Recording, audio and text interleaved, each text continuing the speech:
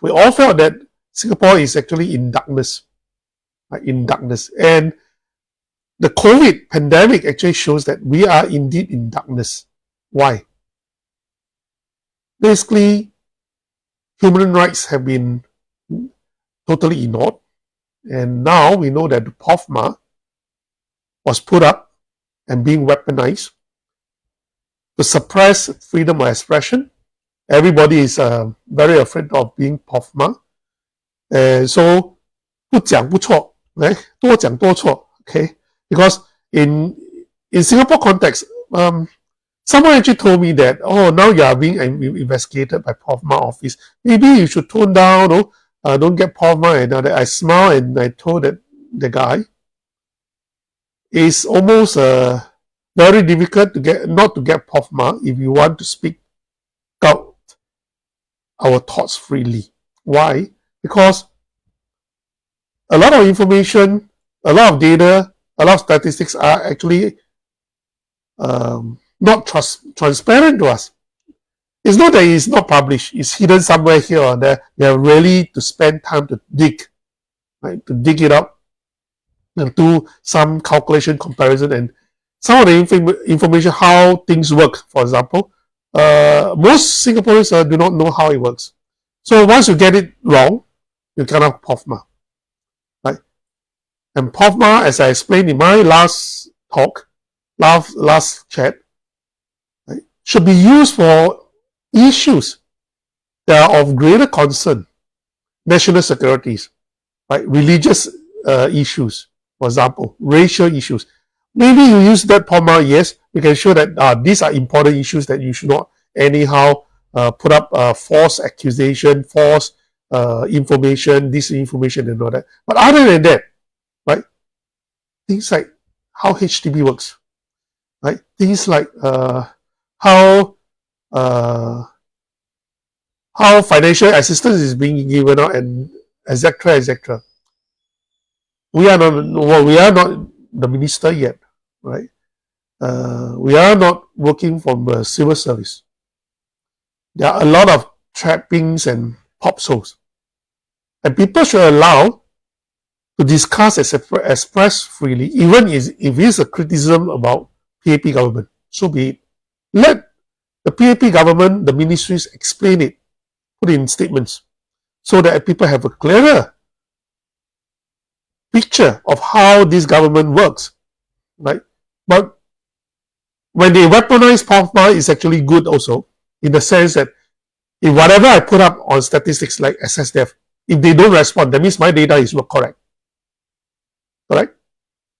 Even when they claim, they smear me by saying that we make false claim. What are the false claims? No POFMA. Because these are a matter of opinions, professional opinions that was put up by international community. As I've said right from the start, there's no consensus internationally on the safety and the efficacy aspect of the COVID vaccine. They can say whatever they want. There are different views about the safety and efficacies of vaccine. Right? Nobody actually know the truth because nobody have the long-term data or long-term efficacy data. Right? Okay. Now we will go into our main subject, election, because election is coming.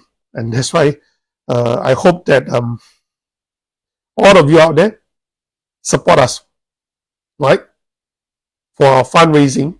We are a very small party, although we have 9 years of our existence. Basically because I felt that back then, as I said, it's in darkness. With POFMA, with the laws keep changing, tightening up, right? Almost in tandem or in the direction of protecting PAP to stay in power, right? That is not only what I feel. Actually, a lot of activists, NGOs activists, and human rights lawyers, political activists, other parties felt the same, right? And most important thing, why it is a torch of hope. No one, absolutely no one in Parliament is concerned about life and death of Singaporeans. Excess death is so glaring. Even John Campbell, in his latest YouTube, when he was talking about the OCDC, the Europeans' excess death, he particularly picked Singapore, Taiwan, and Korea. I think Japan, sorry, yeah, as one of those Asian countries to make comparison of excess death. And we have one of the highest excess death, 24% for last year. 24%. It is substantially very high for developed countries with so-called world-class healthcare system. We are not those backward third world country who cannot take care of our people in terms of healthcare. But for an advanced, so-called advanced first world country like Singapore, 24% excess death. It is remarkable failure. And someone have to do something about it, to study about it. So I'm determined to bring my team into Parliament. First, to ascertain the seriousness of this excess death and to acknowledge it is a problem. Secondly, to take action, form an independent committee of inquiry into why we are having this exchange of excess death. Very important for that. And of course, to review the processes and all these COVID issues, whether it really affects the health, life, and death of our people. If we do not make any effort to talk about the life and death of our people,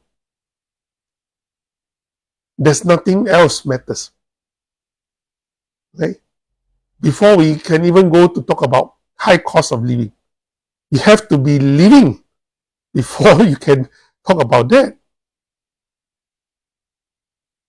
So this is my party position, and what actually stands out from other political parties, whether it's opposition or PAPs in Parliament. And I'm determined to do this. I could have just retired, but I felt strongly that something is wrong and it should not be so. Right? So please support, and I hope to see you in our dinner. It will be Orchard area, right? It has to be confirmed, right? But in due time, we will put up the venue, right, in a good place in Orchard, right? And not only to celebrate the month of National Day, but also a political journey, right, towards a better democracy, for a better quality life for all Singaporeans. Okay, now I'm going to talk about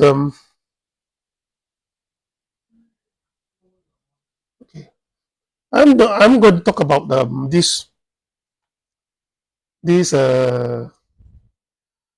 election in Europe, because it is going to affect the outcome of our own general election in the coming months. I am not very sure what is in Prime Minister's mind, Lawrence Wong's mind, but I think he will be a bit chua tio. Let's see the results of the UK election results. Bring me my. Okay, this is for the UK election. What we are seeing right now is actually quite astonishing, right? The Labour Party, as we know, have won, right? They won 411 seats, or 412 seats. I'm not sure. I thought I saw 412. Never mind. This is basically where it is, right? With only 33, less than 34% of the votes, popular votes. Now, Labour parties have actually contested the most seats in this election. Okay.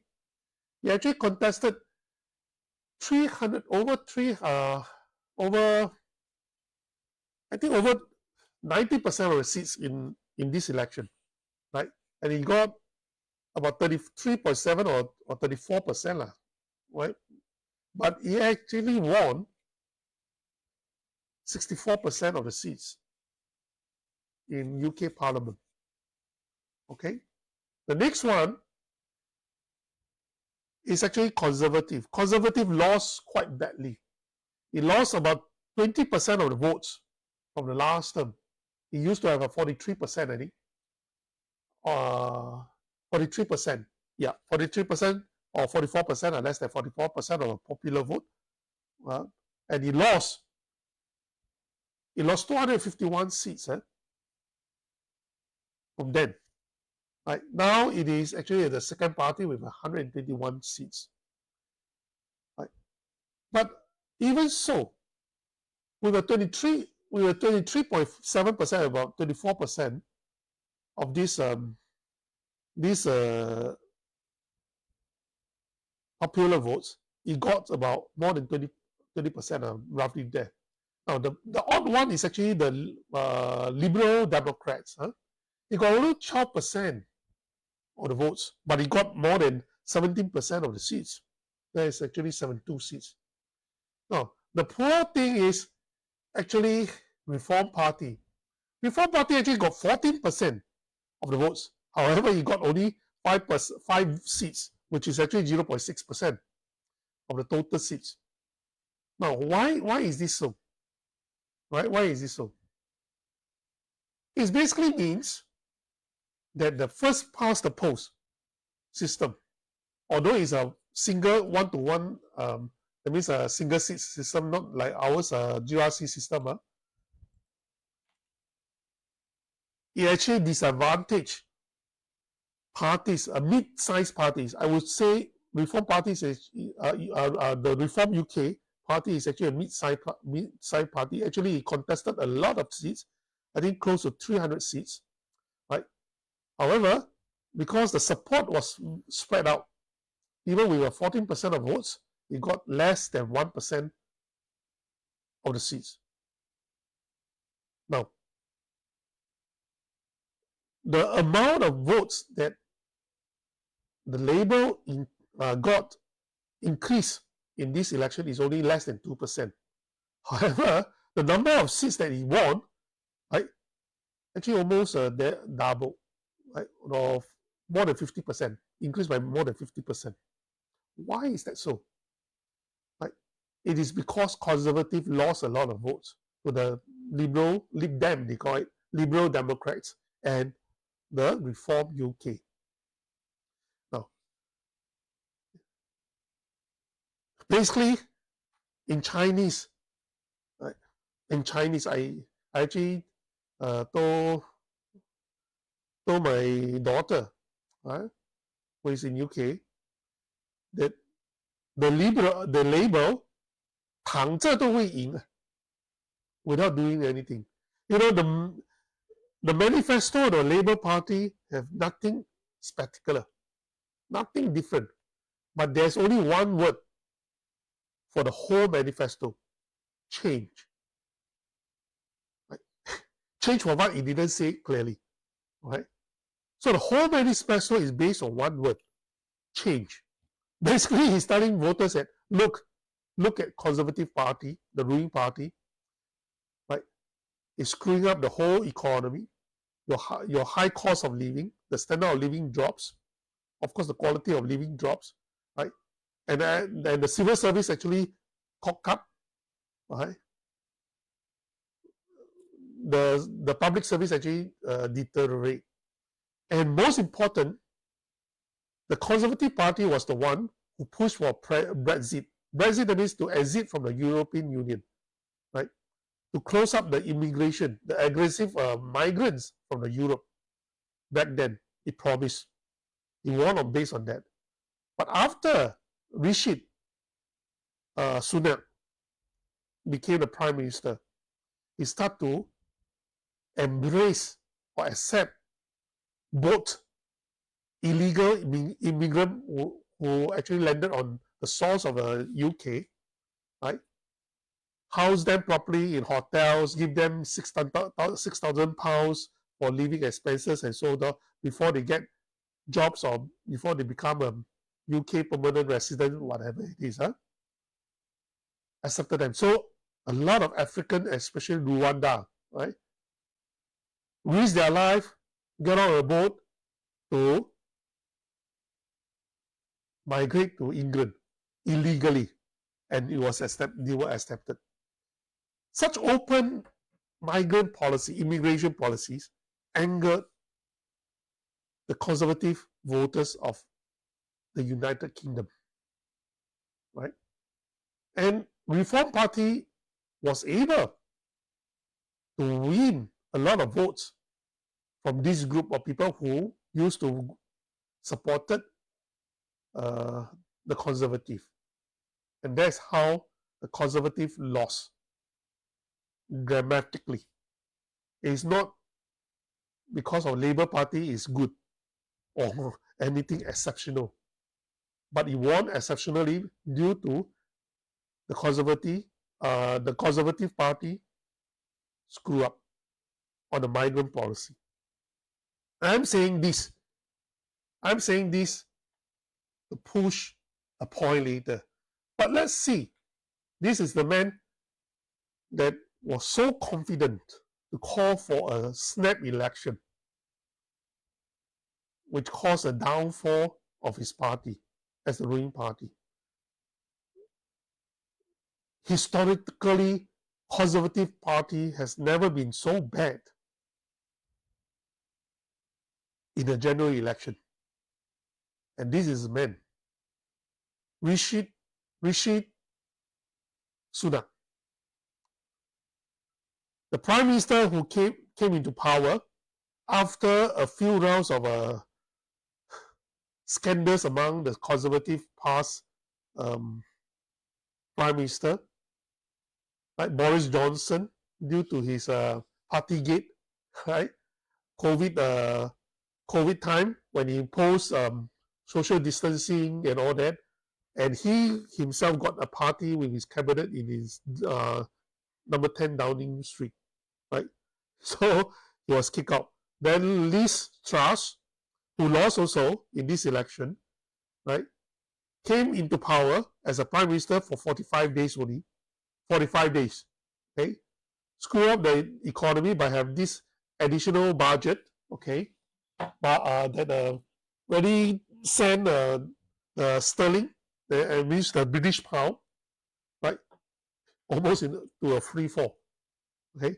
And quickly they changed to this Indian origin Prime Minister, Rishi Sunak. And he made a mistake. He was overconfident. He was the elite, one of the millionaire or billionaire in the United Kingdoms. Elites, remember, he's an elite, right? Who was so out of touch of sentiment on the ground. Because cost of living increased to these elites, they don't actually know what's going on. They just assume that life is good. Increase 10%, 20% to them is actually peanuts because they earn a lot of money. Okay, that is the problem. This is the incoming Stammer, right? The new PM Stammer. Now, basically, he's a lawyer, a barrister, and he was actually a public prosecutor before he came into politics. Okay, I told you he didn't say much about manifesto. Not very different from the Conservative Party. It's just that the keyword is we want change. That's all. Full stop. And he want power. So in Chinese, in Hokkien, we say 提供价, right? 天子, right? Be in the right place at the right time, right? Be at the right place at the right time without winning more votes, substantially more votes, only less than 2% more votes. He won substantial seats in the end. All thanks to who? All thanks to these men, right?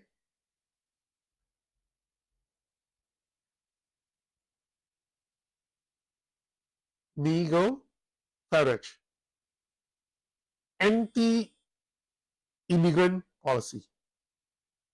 He was one of the allies of the Conservative Party in the Brexit campaign. He actually helps the Conservative Party, right, to get the British voters to vote for Brexit, right? And always remember this: there is never forever friend or foe in politics. Back then, he was an ally of the Conservative Party, but now he is the one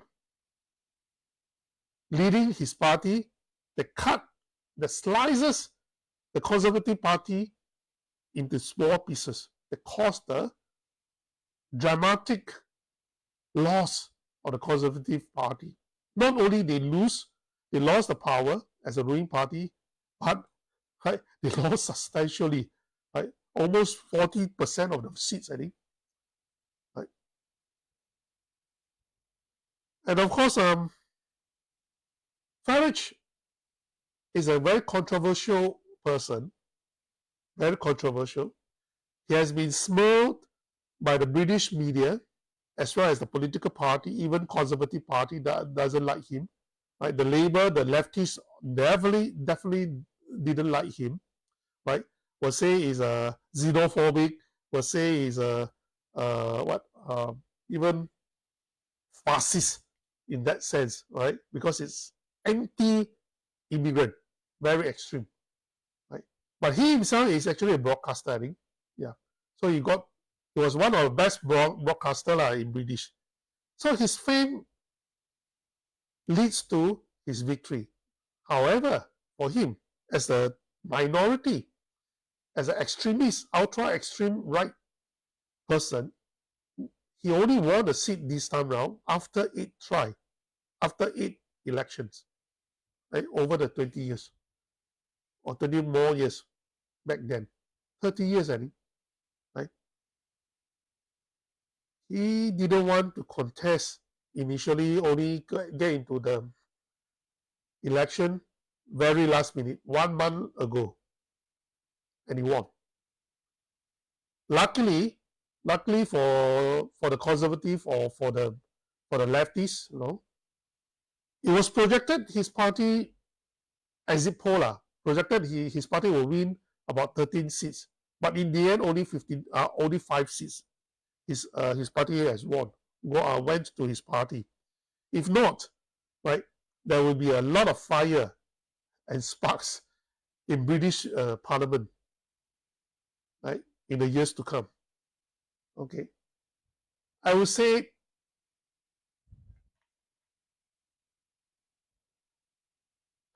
Mr. Andrew, the last person I'm going to address about this UK election, Andrew Bridgen, unfortunately lost in this election. He was the only MPs in the last parliamentary sitting who have relentlessly talked about excess death in UK. Right? He fought for the vaccine injured as well as raised issues about the safety of the vaccine. So his loss actually made me think, should I actually continue on this path, right? Right? To say that I want to go into parliament to talk about vaccine injury, vaccine safety, so on and so forth. It seems that voters don't care, unfortunately. Maybe in UK and maybe also in Singapore. But nevertheless, okay, it is my resolve to bring this issue into parliament, right? Because I felt that this cannot carry on like this. Even when we know that some damage has been done, we must stop having damage continue into the future. we have to get to the bottom of this to see potential damage, to see whether this vaccine is the cause of our high excess death rate. Okay. Now, compare the election of UK to the France, which is today is a second round. Okay. UK and the France have very slightly different kind of election system, right? In UK, right, you can have multi-corner fight, not only 3-corner fight, even 6-corner fight also have, right? As long as the one who have won the highest vote, even if it's under 50%, okay, he will win the seat. Okay, this is just like Singapore, first past the post. That is why we have a problematic representative. PAP have 60% of the votes, or less than 64%, or less than 65% of votes, but it can gain more than 80% to 90% of the seats in parliament. That is actually highly leveraged, I would say. The first past the post have made the system highly leveraged. It can go both ways, right? You can have more than 50% of the popular votes, but you can have less than 50% of seats as well, because the vote distribution may not be even. Well, in the France, they have two rounds of voting. If in the first round of the voting, no candidates have more than 50% of the votes, then they will go for the second round. And the second round, right, depends on the votes that you get, you may be eligible for the second round. Okay, maybe 2 parties or 3 parties will be eligible. So the minor parties will be actually taken off from the list of the candidates, right? Then in the second round, whoever have more votes will be elected. Only then, right? In the first round, no one have more than 50%, right? Now, the problems comes, right? When you go to the second round, candidates actually can withdraw from the election, right? We have the ultra-right party again. The ultra-right party, right, is called a National Rally Party, right, led by a lady, right, who was actually a daughter of the party founder, right, Le Pen, right? Now, her party is such that already won some seats already in the first round. That means her party actually won more than 50% in some of the northern, I think is, if I'm not wrong, is the northern states. Okay. While the other 2 parties, the ultra, the leftists and the centrists, which is led by the Macron, the present president, right, hardly have any seats won in the first round, right? And they are facing a crisis that if the ultra-right party, the National Rally, came into power, a lot of things will change. That is really change, okay? It's really anti-immigrant policies. They are going to change a lot of laws drastically, right? So the new Popular Front, which is actually a leftist party, right, and the Assemble, which is actually a centrist party, Pakat, they withdrawn a total of 210 candidates from the election for the second round, so that they can consolidate. You see, in the UK, the Reform UK split the votes from the Conservative, right? And that caused Conservative to lose a lot of seats as well as its power. So in the France, they did the opposite. In order to split the votes, right? In order not to split the votes between the left and the center, mainly the center left, right? They have come into agreement, right? Some seats, right? In some contests, the new Popular Party New Popular Front will actually withdraw their candidates. In some other seats, right, 80 overseas, right, the centrist party of Macron will actually withdraw their candidacy in the bid not to split votes so that they can win the seats against the National Rally. Right? So the National Rally most likely will not pass will not get 50% of the seats, and they will not come into power that easily. But it will be a hung parliament. Bad enough. Hung parliament. Right? They have a complex system, constitution. You must remember, France is the first democratic republic formed in the Western history. Right? What does it mean? The French Revolution kick out the monarchy, right, and form the republic. And it set the tone for the other, or set the standard for the other republic to be formed. In fact, France actually gave America the Statue of Liberty when it gained independence from the British Empire. And when the US, the United States, becomes a republic itself. So France is a very important barometer in democracy. So they have a very complex system, right? So if there's no winner in this election, the constitution says that within 1 year, you cannot have another general election again. Because this election, again, by a very arrogant elite, right, Macron, he's a very arrogant prime minister, okay? I used to think that he's young and popular and all that, but he became so arrogant, right?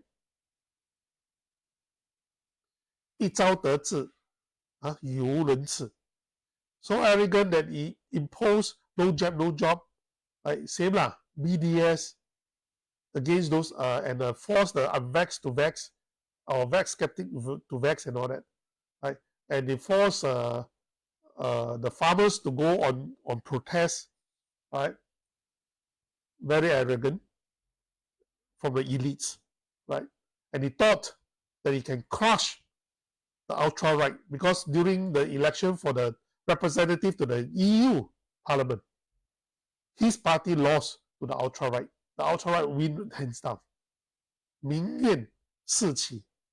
Due to the Ukraine war, cost of living was very unbearable, and the failure of the public sector also. The case is almost similar to UK.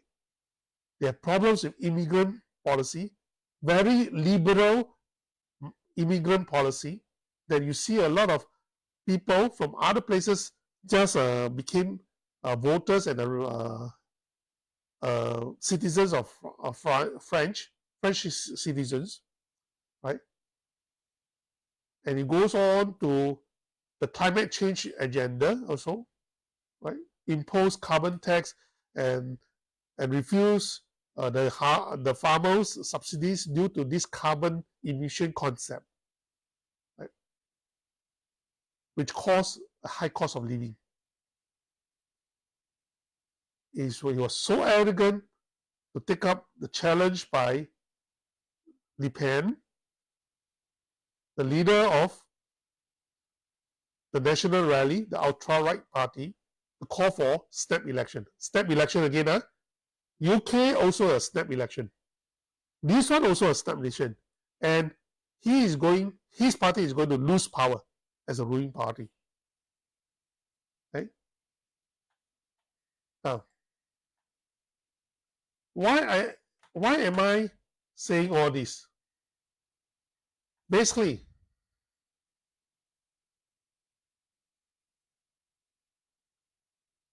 Lawrence Wong is going to call for a snap election also.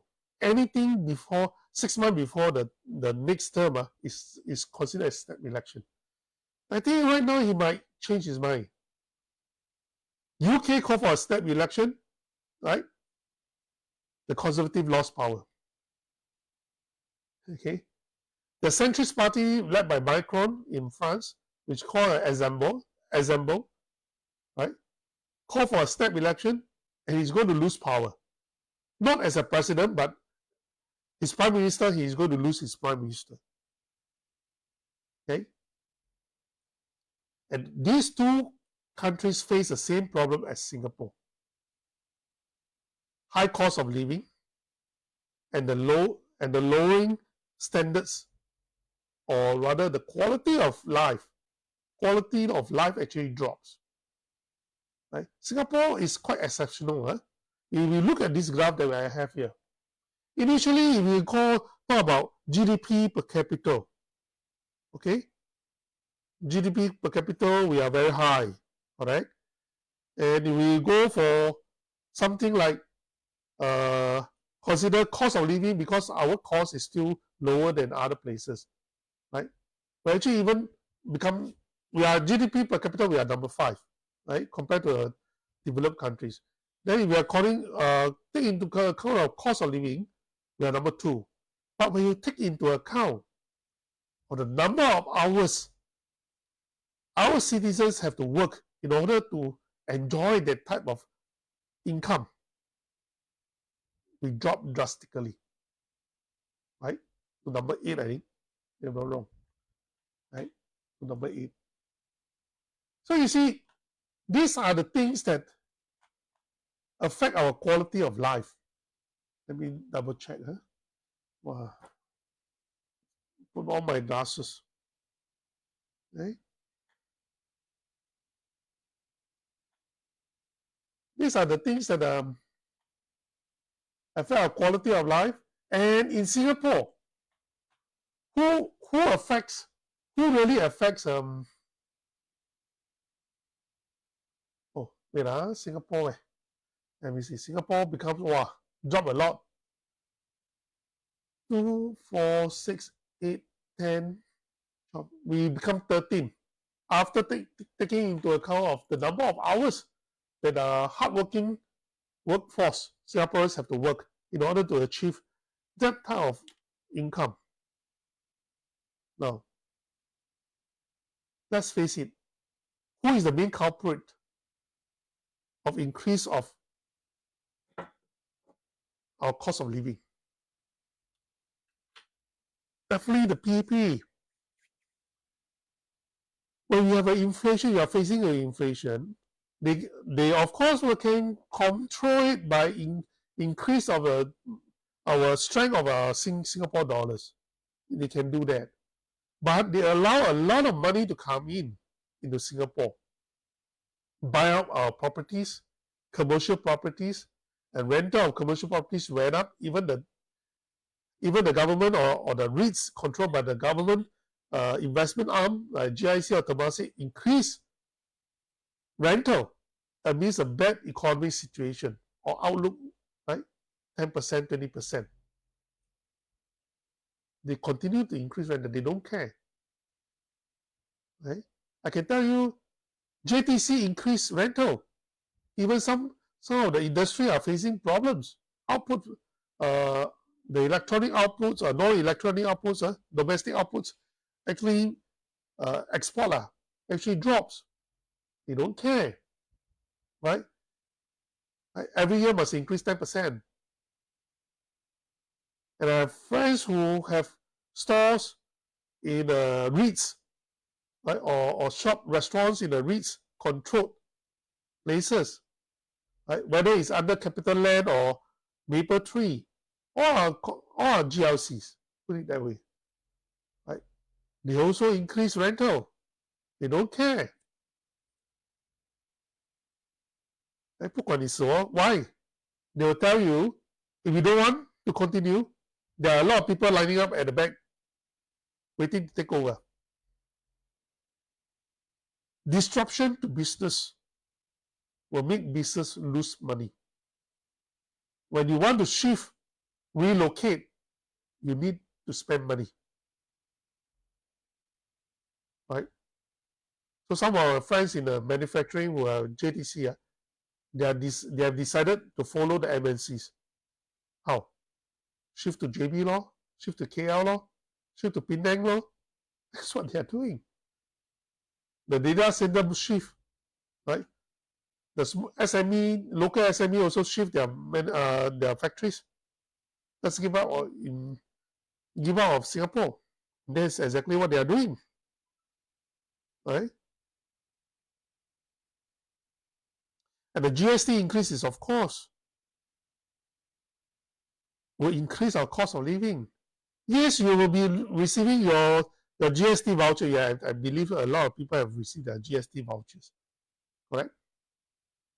Right? August 250, 850, I don't know. Right? You receive GST, but a temporary relief cannot solve a permanent problem. What does it mean? I explained this before.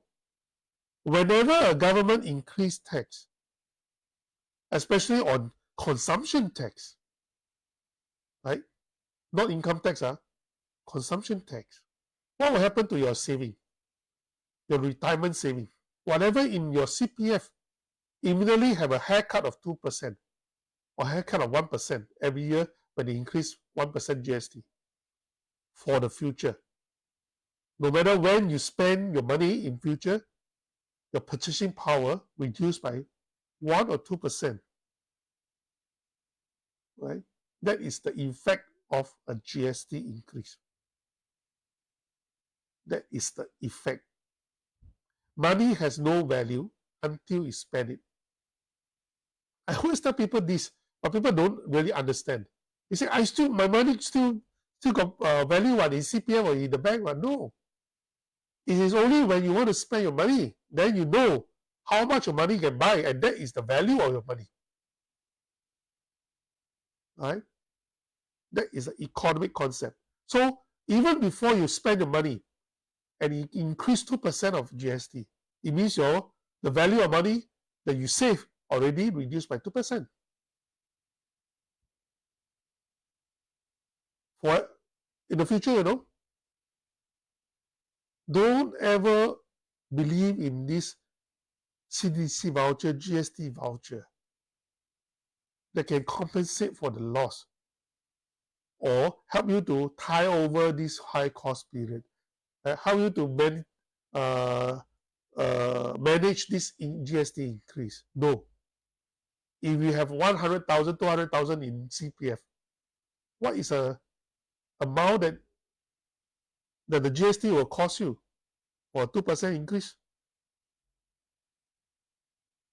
100,000, 1% is $1,000. 200,000 means $2,000. Simple mathematics. Right? If it's 2%, it's $4,000 gone. Just like that. Okay? Just like that. Immediate. Immediately when I increase your GST, that means your value of the savings reduced by 2%. Right? GMAs will tell you, will speak the truth and educate everyone to tell you the truth of what is a GST, a consumption tax, do to your savings. Right?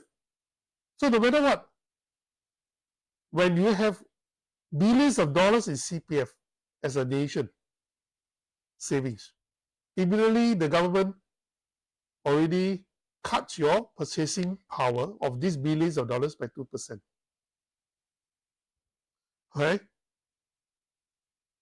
That is how things work. How you should actually look at it. And why would the government want to increase GST at that? Right? Now, I have spoken about this Thomson-East Coast Line. Right? Thomson-East Coast Line. People keep arguing, oh, it's good because I stay there. It give my kids convenient to go to school. go to town to work. Nevertheless, it's true, definitely. But at what cost? To the nation, to the taxpayer, to the future generation, or rather, to the current generation. This is taken out from the LTA website. Okay, when we do a cost and benefit analysis, right? It's not that I'm against building the line, but we must always have a cost and benefit analysis. It says here, right? It will benefit 1 million commuters daily when the things all function properly. Okay? It says here. But how much did the government or LTA spend on the whole line? It says 26 billion or 28 billion. Right? Billions. People thought it is not $28, you know. It's not $2008, you know, not $280. Right? It's not even 28 million. It's 28 billion. No, most people do not have a clear concept of what is $1 billion means. It's 1,000 million. Right? It means for these 1 million people every day, right? If the benefits or the I don't talk about benefits, talk about costing is much easier to understand. If the LTA is going to earn $1 net from everyone who took this line, okay, actually $1 is quite a lot, right? Because there are depreciation costs, there are maintenance costs, and all that, right? Never mind. Let's take it one. Every day they earn $1 million per day. Do you know how long it will take for LTA or the government to recover the infrastructure cost alone? That's more than 70 years. If it's $28 billion, it will take 76 years, whole life. Put it in another perspective, right? If you earn $1 million per year, a lot, right? You're $1 million man already, right? Our minister also earn about 1 million or less than $2 million per year. Right? How many years will you take to earn 26 or 28 billion dollars? That's 2,800 years. 一世人都赚不到。If you understand that concept, then you come back to look at this infrastructure cost. What are the value? For 1 million rides per day. And to achieve 1 million rides per day, what is the population size are we talking about? Because as far as I know, the Thomson-East Coast Line run through mostly low density area. Like Thomson, Springleaf, or low density area. Residential area is low density. East Coast also very low density. Marine Parade, low density. Are they looking at 10 million people or 6.9 million, 7 million people, 8 million people? Target? I'm going to question them in Parliament because nobody questioned about this costing. Mega projects. They spend like nobody business. Why? Because all politicians, even the opposition, who is contesting in Marine Parade and East Coast, you know lah, they don't want to question. Why? They are afraid when they question. Then the voters will say, hey, you are against my convenience. You don't want this MRT station to be built. How can I vote for you? That is not the case. Okay? That is not the case. What we want to know whether the value, the cost of it, really worth it. Is it value for money? This is only one example, you know. And ultimately, who pays? You pay also. Higher GST. We have a mega port in Tuas. I'm going to talk about that later. But mega port, you still can earn money, right? International trade and all that. But the projection may be off, right? You have Terminal 5, $5 billion or more. Nobody knows what is the final amount of money. As I said, it's $1 billion. The figure may look small because it's 5, but billions with 9 zeros at the back. Nobody questioned.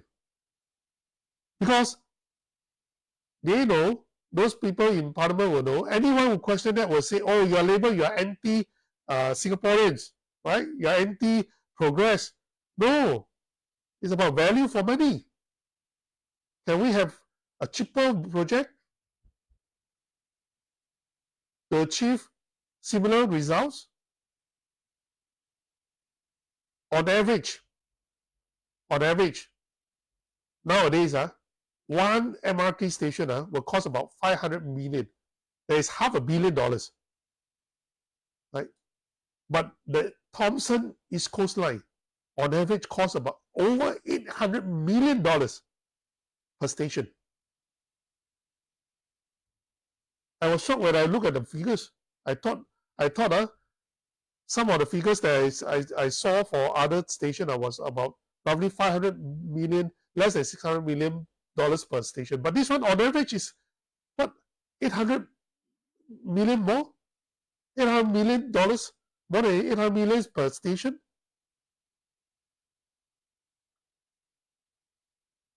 We have to ask reasonable questions, definitely. A reasonable question like this. Who pay for these buses? You tell me?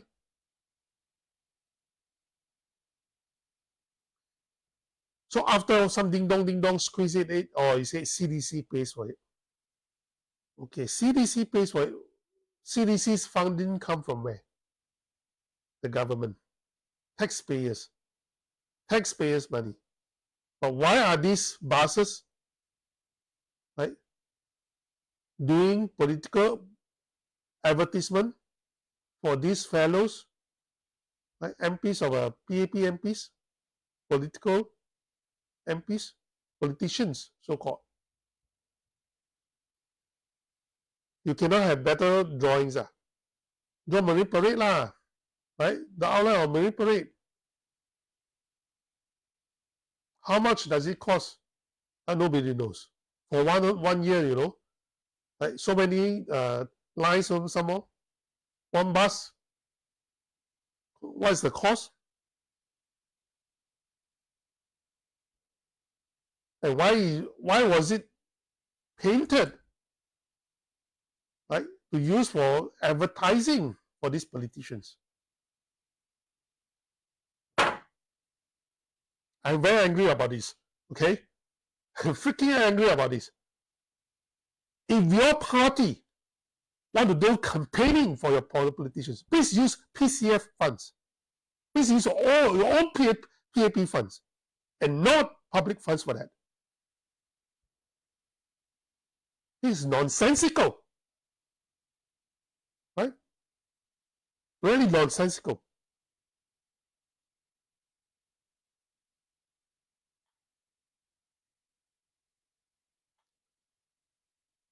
And they have the cheek to say, oh, it's from the CDC.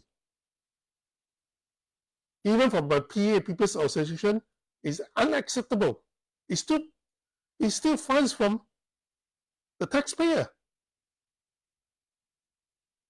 Just because you control the CDC, you can divert such funds for your own campaigning. So advertising for your own politicians? Isn't this a sign of abuse of taxpayers' money or what?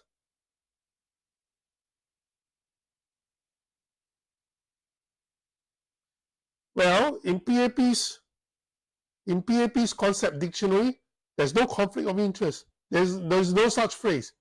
There's no abuse of power. There's no such phrase in their dictionary. And no opposition MPs in Parliament actually questioned them that.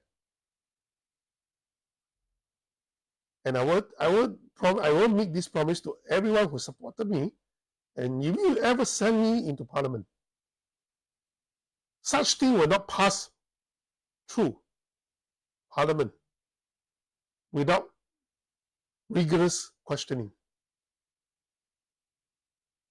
You must well say, okay, you use the town council funds, go and paint the flats with all your faces, your MP faces there.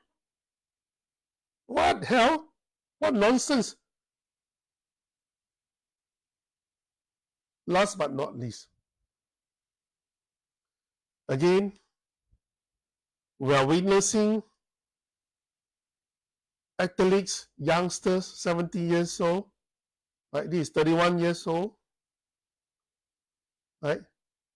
And a chess player, 50 years old, died suddenly. And this is a player, the national player of Egypt. And of course, he also played for Liverpool. Sana died suddenly. Actually, in March, he has a cardiac arrest, I think. And nobody want to know the truth. Why are all this happening for the past 3 years? We have been seeing so many of them. Whether it's 17 years old, 20 plus, 30 plus, 40 plus, 50 plus, they're dying. Suddenly out of nowhere. The death comes out of nowhere.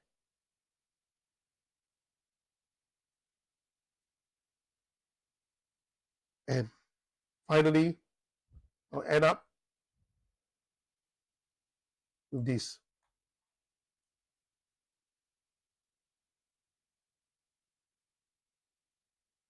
Our own assessed death.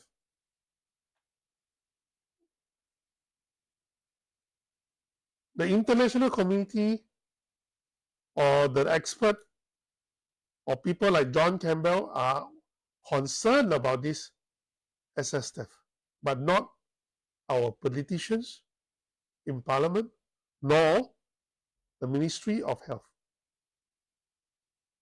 So stay safe. If you just have anything feeling unright about yourself, whether here numb, there numb, right? Sometimes it's a sign of strokes, right? Or chest pain is a sign of heart issue. Go and see your doctor. Make sure you stay alive to vote PAP out. Thank you for watching. Good night.